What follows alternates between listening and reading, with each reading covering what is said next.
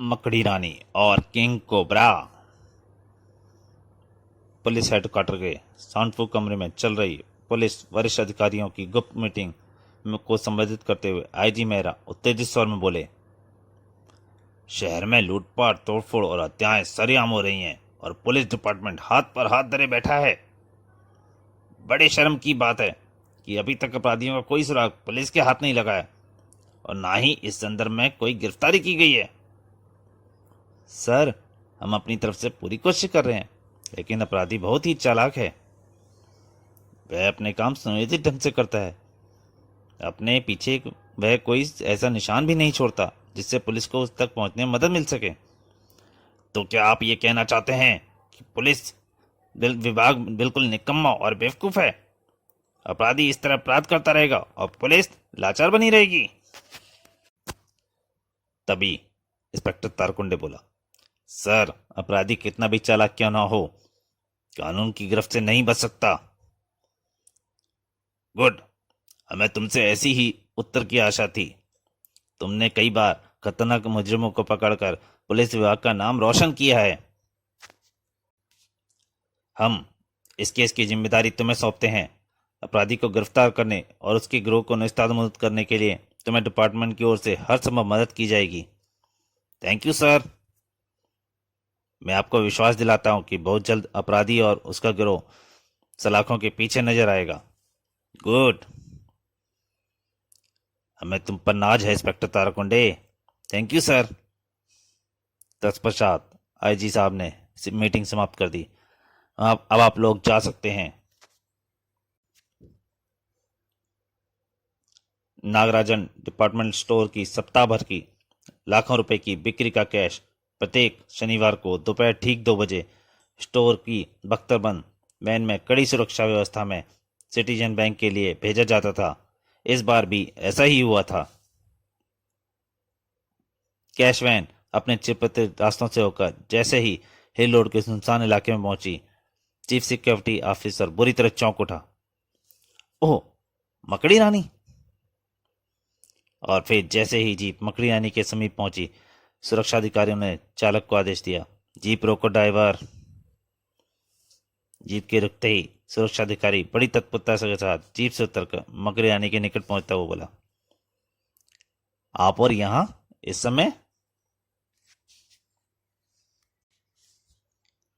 सुरक्षा अधिकारी की बात अभी पूरी भी न हुई थी कि मकड़ी रानी का हाथ हवा में लहराया और सुरक्षा अधिकारी के जबड़े से टकराया। डिशुम! आह! फिर इससे पहले कि मकड़ाने की इस हरकत का कारण किसी की समझ में आता, उसकी बैल से एक किरण लपटवाती हुई जीप से जा टकराई और भड़ूम! ऐसा ही हाल दूसरी जीप का भी हुआ। वैन चालक और उसके साथ बैठा नागराजन डिपार्टमेंट स्टोर का कैशियर यह लोमहर्षक दृश्य देखकर घबरा गए थे। जब वे अपने होशावास में लौटे तो मकड़ी रानी मौत बनकर उनके सिर पर खड़ी थी। तुम लोगों को अपनी जान प्यारी है तो चुपचाप नीचे उतर आओ। जी जी जी। अगले ही पल ड्राइवर और कैशियर लुढ़कते पड़कते वैन से नीचे उतर गए। उनके उतरते ही मकड़ी रानी उछलकर वैन में चालक सीट पर जा बैठी। दूसरे ही पल वैन तूफानी रफ्तार से दौड़ पड़ी। सुना था मकड़ी रानी कानून की हिफाजत करती है, मदद करती है और अपराधियों को सजा दिलवाती है। विश्वास नहीं होता यह वही मकड़ी रानी है। हमें यह इस घटना की खबर तुरंत पुलिस को देनी चाहिए। उधर इंस्पेक्टर तारकुंडे को जैसे ही घटना की खबर मिली, वह तुरंत दल बल के साथ घटनास्थल पर पहुंच गया। Oh my God! घटनास्थल पर मौजूद दृश्य देखकर तारकुंडे कुछ देर स्तंभित सा खड़ा रहा। फिर मातहतों को कार्रवाई का आदेश दे वह वैन ड्राइवर और कैशियर के निकट पहुंचकर बोला, हाँ तो अब बताओ यह सब कैसे हुआ? इंस्पेक्टर साहब, हम तो सोच भी नहीं सकते थे कि मकड़ी रानी इतना घिनौना अपराध भी कर सकती है। तत्पश्चात कैशियर ने वहां जो कुछ भी हुआ था उसको ब्यौरा इंस्पेक्टर ताराकुंडे को दे दिया।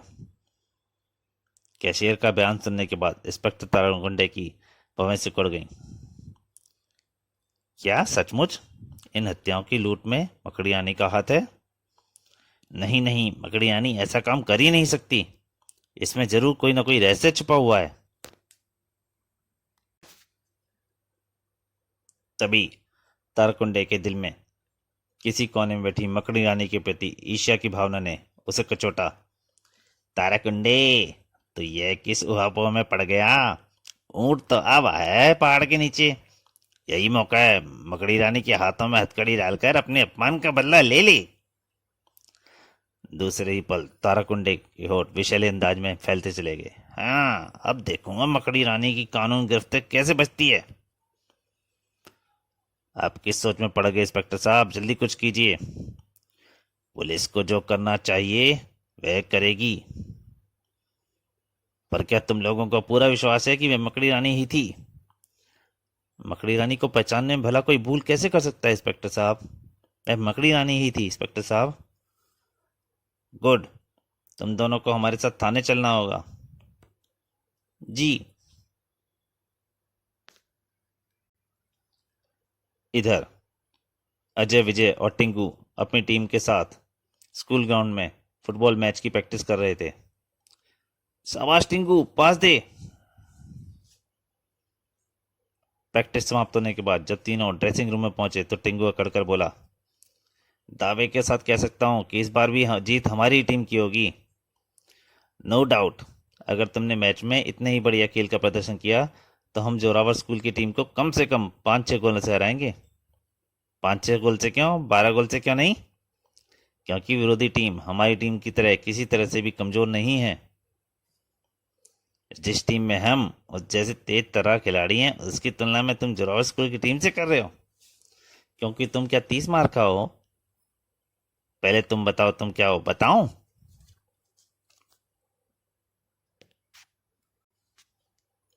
टिंगू और विजय को उलझते देखकर अजय तुरंत बोल उठा, तुम लोग लड़ना झगड़ना भूल जाओ। मत भूलो कि हमारे पास शाम के शो की टिकटें हैं और शो के शुरू होने से सिर्फ आधे घंटे का समय रह गया है। तो दोस्तों, ये कॉमिक अभी जारी है, लेकिन जो भी पाठक मेरी कॉमिक पढ़ रहे हैं, मेरा अपना पाठकों से उनका शुक्रिया है, क्योंकि वो मुझे उनका इतना प्यार मिल रहा है। और मेरी उनसे एक प्रार्थना भी है कि अपना प्यार ऐसे कैसे बनाए रखें और नोटिफिकेशन ज़रूर ऑन करें ताकि मेरी कॉमिक जो भी डले उनको जल्दी से जल्दी मिल सके। तो अब कॉमिक जारी करता हूँ। फिल्म का ध्यान आते ही टिंकू और विजय ने तुरंत ही अपने अपने तेवर बदल दिए और अजय के साथ ड्रेसिंग रूम से निकलकर सड़क पर पहुंच गए। तभी वे बुरी तरह से चौंक उठे। आज की ताजा खबर, 30 लाख की लूट, हत्याकांड में मकड़ी रानी का हाथ। आए, ये अखबार वाला क्या कह रहा है अजय? अजय विजय की बात का जवाब देने की बजाय तेजी से सड़क के पार पहुंच गया और इवनिंग न्यूज की एक कॉपी खरीदकर पढ़ने के बाद वापस अपने साथियों के पास पहुंचते बोला, खबर सही है, पुलिस को मकड़ी रानी की तलाश है। बकवास। जरूरी है पुलिस की कोई चाल है? हाँ, मकड़ी दीदी कभी ऐसा कर ही नहीं सकती। लेकिन अखबार में छपी खबर गलत भी तो नहीं हो सकती। क्या तुम ये कहना चाहते हो कि लूट और हत्याकांड में मकड़ी दीदी का हाथ है?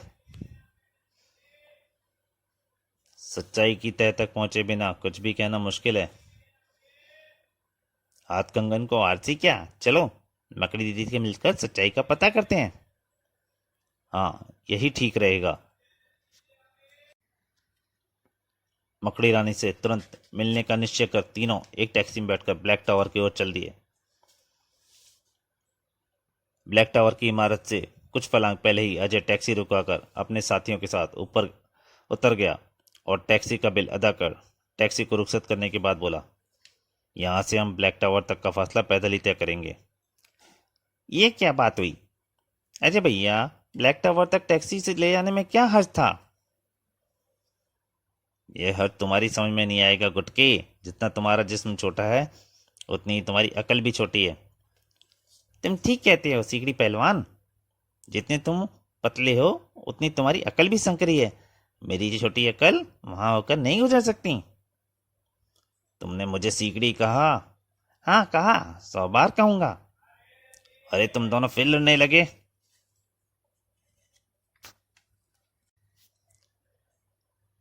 अजय, तुम इसे समझा दो, ये मेरे से ना उलझे, वरना मैं इसे छोड़ूंगा नहीं। इसे भी समझा दो अजय भैया, मेरी बातों में अपनी पतली टांग ना अड़ाया करे। मैं तुम दोनों को अंतिम बार समझा रहा हूं, झगड़ना छोड़ो और मेरी बात ध्यान से सुनो। अजय के शब्दों में व्याप्त गंभीरता को भांपकर विजय और टिंगू तुरंत शांत हो गए। मैंने टैक्सी इसलिए यहाँ छोड़ दी है क्योंकि मुझे शक है कि पुलिस के कुछ आदमी सादी पोशाक में ब्लैक टावर के आसपास मौजूद होंगे। हमें उनकी नज़र से बचकर ब्लैक टावर में दाखिल होना है। ओह, यह तो मैंने सोचा ही नहीं था। मेरे विचार से हमारा पिछले खुफिया रास्ते से प्रयोग करना ही उचित होगा। यही सोचकर मैंने टैक्सी वहां रुकवाई थी। करेक्ट। Now follow me. और फिर वे मुख्य सड़क छोड़कर कच्चे रास्ते से होते हुए ब्लैक टावर की इमारत के पीछे ऊंची झाड़ियों के पार कर खुफिया द्वार के निकट पहुंचे ही थे कि अजय विजय का ध्यान इमारत के ऊपर भाग की तरफ आकर्षित करते हुए फुसफुसाया। अजय विजय, वो देखो, मकड़ी दीदी उधर ऊपर है। हैं? मकड़ी रानी दीवार के ऊपर चढ़ती हुई जा रही थी, पीछे पाइप के सहारे से। लेकिन मकड़ी दीदी को इस तरह चोरों की तरह इमारत में दाखिल होने की क्या जरूरत है? हाँ, दीदी भी तो गुददार का प्रयोग कर सकती थी। मुझे तो दाल में कुछ काला नजर आ रहा है। पहले अंदर चलते हैं, फिर दीदी से ही पूछेंगे। तत्पश्चात अजय ने समीप की दीवार पर रहस्यमय अंदाज में 3 बार नॉक किया। खट खट खट। अगले ही पल दीवार का एक द्वार नजर आने लगा। तीनों द्वार के अंदर दाखिल हो गए। तो दोस्तों, क्या आपको लगता है कि लूट मकड़ी रानी ने की थी? मकड़ी रानी अपने द्वार गुप्त द्वार से न जाकर और चोरी छिपे पाइप से क्यों चढ़ रही थी? क्या इंस्पेक्टर ताराकुंडे मकड़ी रानी को पकड़ सकेगा? ये सब बातें जानने के लिए आपको इसके अगले भाग का जरूर इंतजार करना पड़ेगा, जो मैं जल्दी ही डाल दूंगा। तब तक के लिए नमस्कार।